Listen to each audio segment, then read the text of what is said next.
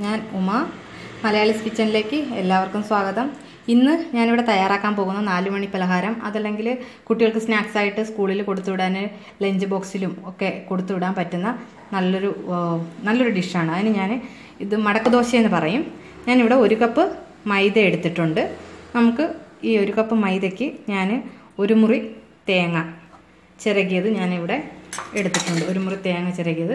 ഇതിപ്പോൾ നമുക്ക് ആദ്യം മൈദയൊന്ന് നന്നായിട്ടൊന്ന് കലക്കിയെടുക്കണം. അതിന് മുന്നേ നമുക്ക് ഈ മൈദയിലേക്ക് ഒരു നുള്ളുപ്പും അതുപോലെ കുറച്ചൊരു സ്വീറ്റ് കിട്ടാൻ വേണ്ടിയിട്ട് ഒരു 1.5 സ്പൂണോളം പഞ്ചസാരയും കൂടി ചേർത്ത് കൊടുക്കാം. ഇനി നമുക്കിത് നന്നായിട്ട് ഒരു ദോശയുടെ ബാറ്റർ തയ്യാറാക്കാവുന്ന ആ ഒരു കൺസിസ്റ്റൻസിയിൽ നമുക്ക് നന്നായിട്ട് ഒന്ന് മിക്സ് ചെയ്തെടുക്കാം. ഇതുപോലെ നമുക്ക് ദോശയുടെ പരുവത്തിന് നമുക്ക് കലക്കിയെടുക്കാം.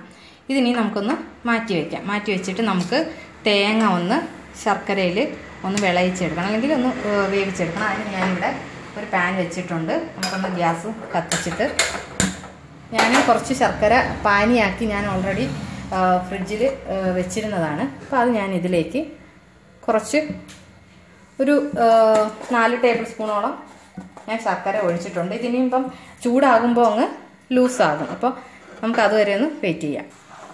അപ്പം ശർക്കര ഒന്ന് തിളച്ചിട്ടുണ്ട്. അപ്പം നമുക്കിതൊന്ന് ചൂടായ ഈ സമയത്ത് നമുക്ക് തേങ്ങ ഇതിലേക്ക് ചേർത്ത് കൊടുക്കാം.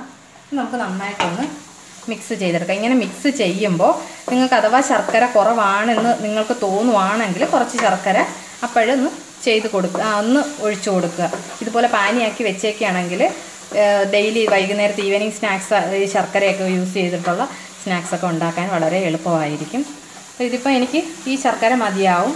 കാര്യം ഇതിപ്പം കറക്റ്റ് അളവാണ്. ഞാൻ 4 ടേബിൾ സ്പൂണോളം ശർക്കര എടുത്തു. 1 മുറി തേങ്ങയും ഉണ്ടായിരുന്നു. അത് ചൂടായപ്പോഴത്തേക്കും ഞാൻ തിക്കാക്കിയാണ് പാനി തയ്യാറാക്കി വെച്ചിരുന്നത്. ഇനി നമുക്കിതിലേക്ക് കുറച്ച് ഏലക്കാപ്പൊടി ഇട്ട് കൊടുക്കാം.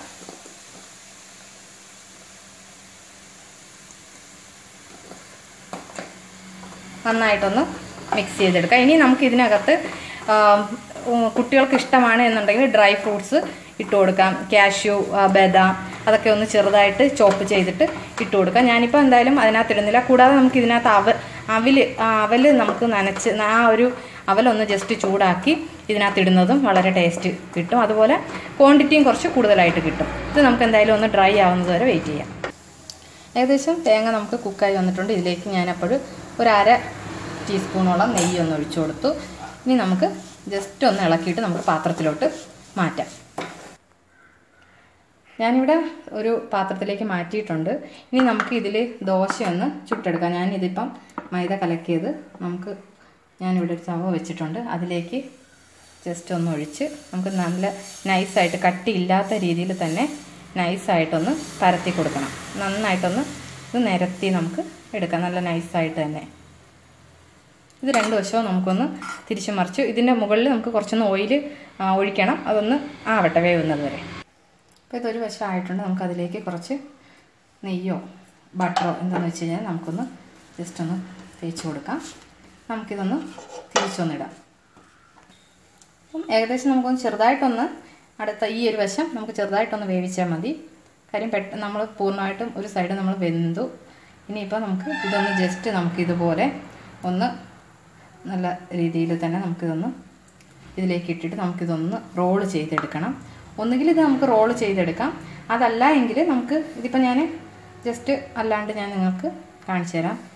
നമുക്ക് റോൾ ചെയ്യാതെ തന്നെ നമുക്ക് ഇതുപോലൊന്ന് സ്പ്രെഡ് ചെയ്ത് കൊടുത്തിട്ട് ഈ ഒരു സൈഡ് നമുക്കൊന്ന് മടക്കി നന്നായിട്ടൊന്ന് പ്രസ് ചെയ്ത് കൊടുക്കാം.